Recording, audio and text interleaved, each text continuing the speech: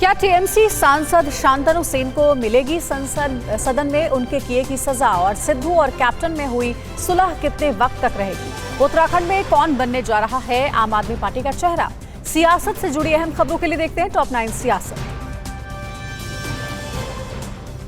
IT minister के हाथों से सदन में उनके भाषण की कॉपी छीनना और फाड़ना टीएमसी सांसद शांतनु सेन को महंगा पड़ सकता है। राज्यसभा में उनके खिलाफ नियम 256 के तहत केंद्र सरकार प्रस्ताव लाएगी। प्रस्ताव में शांतनु सेन को मानसून सत्र की बाकी बची हुई अवधि के लिए सस्पेंड करने की मांग होगी। आज शांतनु सेन के खिलाफ ये प्रस्ताव राज्य मंत्री वी मुरलीधरन लाएंगे। पेगासस रिपोर्ट पर आईटी मिनिस्टर अश्विनी वैष्णव ने कहा कि मानसून सत्र से पहले ऐसी रिपोर्ट आना संयोग नहीं है। अश्विनी वैष्णव ने कहा कि इस रिपोर्ट में कई सनसनीखेज आरोप लगाए गए हैं। यही नहीं, आईटी मिनिस्टर ने कहा कि इससे पहले भी पेगासस को लेकर कई तरह की दावे व्हाट्सएप पर किए जा रहे थे। मंत्री ने कहा कि हालांकि उन बातों में कोई तथ्य नहीं था और सुप्रीम कोर्ट ने भी इसे खारिज कर दिया था। सदन में टीएमसी सांसद शांतनु सेन के रवैये को बीजेपी अध्यक्ष जेपी नड्डा ने लोकतांत्रिक मूल्यों के खिलाफ बताया है। नड्डा ने कहा कि शोर मचाना, कागज फाड़ना उनकी संस्कृति है। संसद की मर्यादा के खिलाफ काम करने का टीएमसी का पुराना इतिहास है। संसद में विपक्ष के आक्रामक रवैये को देखते हुए प्रधानमंत्री ने खुद मोर्चा संभाल लिया है। सदन के अंदर और बाहर विपक्ष के आरोपों का जवाब देने के लिए पीएम ने रक्षा मंत्री राजनाथ सिंह, केंद्रीय गृह मंत्री अमित शाह, बीजेपी अध्यक्ष जेपी नड्डा, कानून मंत्री किरण रिजिजू समेत अन्य सहयोगियों के साथ आगे की रणनीति पर चर्चा की है।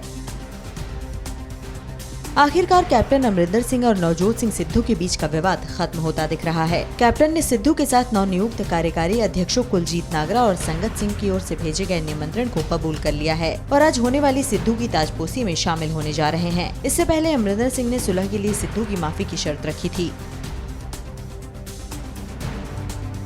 सुलह के बाद मुख्यमंत्री कैप्टन अमरिंदर सिंह ने आज पंजाब के तमाम विधायकों, सांसदों और पार्टी के सीनियर नेताओं को सुबह 10 बजे चाय पर बुलाया है, जिसमें सिद्धू भी शामिल होंगे। पंजाब भवन में बुलाई गई इस टी पार्टी को अब तक नाराज कैप्टन की ओर से युद्ध विराम के तौर पर देखा जा रहा है। बताया गया है कि इसी चाय पार्टी के बाद सभी नेता सिद्धू की ताजपोशी में शामिल होंगे।